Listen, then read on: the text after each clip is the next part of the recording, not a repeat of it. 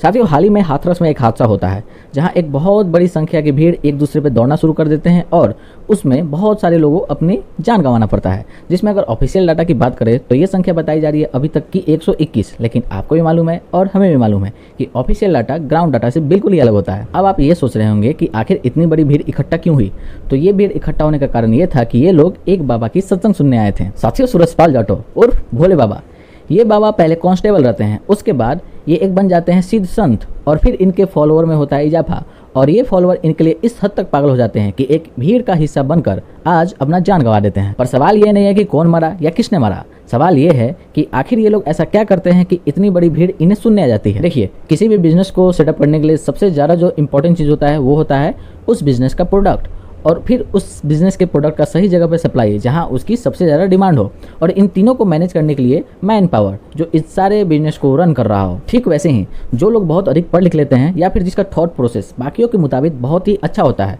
वो इस बिजनेस को सेटअप करने के लिए सबसे पहले तो भगवान की कहानियाँ सुनाना शुरू कर देते हैं। अब जैसे मान लीजिए कि आप भगवान शिव के भक्त हैं या फिर भगवान विष्णु के भक्त हैं, और अगर मैं इनकी कहानियाँ सुनाना शुरू कर दूँ और इनकी बड़ाई करना शुरू कर दूँ तो आप ऑटोमेटिकली ही हमारे फॉलोअर हो जाएंगे। मतलब कि यहाँ हमें आपको टारगेट नहीं करना है, आपके पसंद को टारगेट करना है कि आप किसे पूज रहे हैं या फिर आप किस चीज को पसंद कर रहे हैं। फिर इसके बाद जब इनके पास अच्छा खासा फॉलोअर हो जाता है तो ये अपने फॉलोअर्स के दिमाग में ये डालना शुरू कर देते हैं कि मैं ही भगवान हूँ या फिर मैं ही भगवान का अंश हूँ। मतलब कि कल तक जो भगवान की कहानियां सुनाकर आपको अपना फॉलोअर बनाए, वो आज आपके मन में ये डालने का प्रयास कर रहे हैं कि अब वही भगवान है। और अगर बात इससे नहीं बनती है तो फिर दूसरी कहानियां बताने लगते हैं कि देखो मेरे सपने में भगवान आए थे या फिर भगवान हमको कहीं दिखे थे और उन्होंने ही मुझे ये बात कहा कि जाओ लोगों का जन कल्याण करो। और ऐसा करके वो फाइनली लोगों का विश्वास जीतने में सक्षम हो जाते हैं। और यहाँ आपने एक चीज नोटिस किया होगा कि इन फॉलोअर्स में जो सबसे ज्यादा संख्या होती है वो होती है महिलाओं की।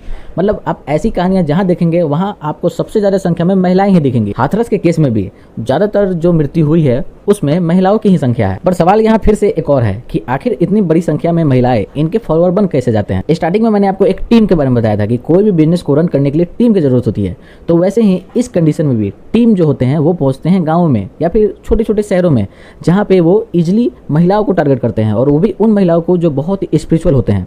ये लोग जाते हैं, उन महिलाओं से मिलते हैं और उन्हें अपने बाबा के चमत्कार के बारे में बताते हैं। फिर उनके पास एक किताब या फिर एक फोटो दे देते हैं जिस पर बगल में भगवान लगे रहते हैं और उनके साथ ही उनके बाबा का तस्वीर भी लगा रहता है। अब वो महिलाएं इन बाबाओं के चमत्कार की कहानियां सुनकर उनसे जुड़ जाती हैं और फिर जो फोटो उनको मिला रहता है वो उन्हें ले जाकर पूजा स्थल में डाल देती हैं। तो कुछ इस प्रकार बिजनेस फैलाने वाले बाबा लोग पहले तो भगवान का यूज कर खुद को बहुत ऊपर लाते हैं, उसके बाद खुद को ही भगवान बनाकर लोगों के पूजा स्थल तक पहुंच जाते हैं और लोगों के दिलों तक जुड़ जाते हैं। इसके बाद गाँव में और शहरों में जिन महिलाओं को इनके टीम के द्वारा पहली बार अपना अनुयायी बनाया जाता है वो फिर आगे जाकर अपने सखी या फिर सहेलियों से मिलती हैं और उन्हें भी इन बाबाओं के चमत्कार के बारे में बताती हैं। और कुछ इस तरीके से बाबा के बिना अपने लोगों के पास पहुंचे ही उनका पूरा मार्केट फैल जाता है। ये ठीक नेटवर्क मार्केटिंग की तरह है कि पहले मैंने अपने 10 लोगों को भेजा, फिर वो 10 लोगों ने 100 लोगों के पास मैसेज भेजा, फिर वो 100 लोग इसे 1000 में बदल दिए और मुझे उन लोगों तक जाने की जरूरत भी नहीं पड़ी। और यहाँ से अब शुरू होता है बिजनेस। ये लोग अलग अलग शहरों में जहाँ इनके फॉलोअर्स पहले ही बढ़ चुके होते हैं वहाँ जाते हैं, कथा करते हैं, फिर उनसे डायरेक्ट चंदा ना लेकर इनडायरेक्टली चंदा लेते हैं। मतलब कि वो ये नहीं बोलेंगे कि आप मुझे ही लाकर चंदा दीजिए, लेकिन वहाँ जो दान पत्र है उसमें आप चंदा डालिए। अब कोई 10 रुपये भी डाले या 100 रुपये भी डाले, वो चंदा आपको करोड़ों में बदल जाता है अलग अलग शहरों में। और फिर ये लोग इनके लिए इतना पागल हो गए रहते हैं कि इन्हें देखने के लिए वो कितनी भी बड़ी भीड़ के अंदर घुस जाते हैं।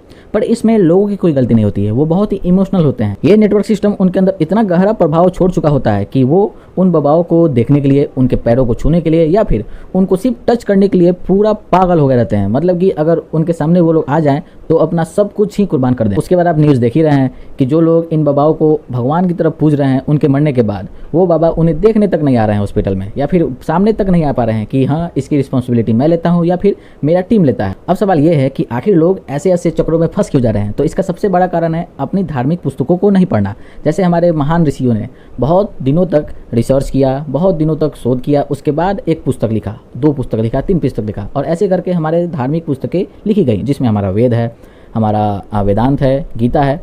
लेकिन फिर भी लोग इन पुस्तकों को क्या करते हैं तो घर के अंदर लाल कपड़ों में लपेट कर रख देते हैं और ये बोलते हैं कि ये बहुत ही पूजनीय है, इसको पूजा रूम तक ही सेफ रखना चाहिए।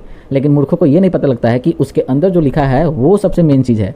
उसको लाल कपड़े में ढक देने से वो पूजनीय नहीं होगा, उनके अंदर जो ज्ञान लिखा हुआ है उसको पढ़ने के बाद वो पूजनीय होगा।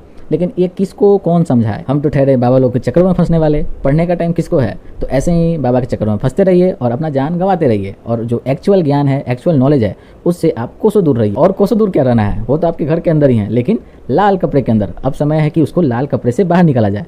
तो अगर आपको ये वीडियो इन्फॉर्मेटिव लगा होगा तो इसे मैक्सिमम लोगों तक शेयर कीजिएगा और कमेंट बॉक्स में अपनी राय भी जरूर रखिएगा। धन्यवाद।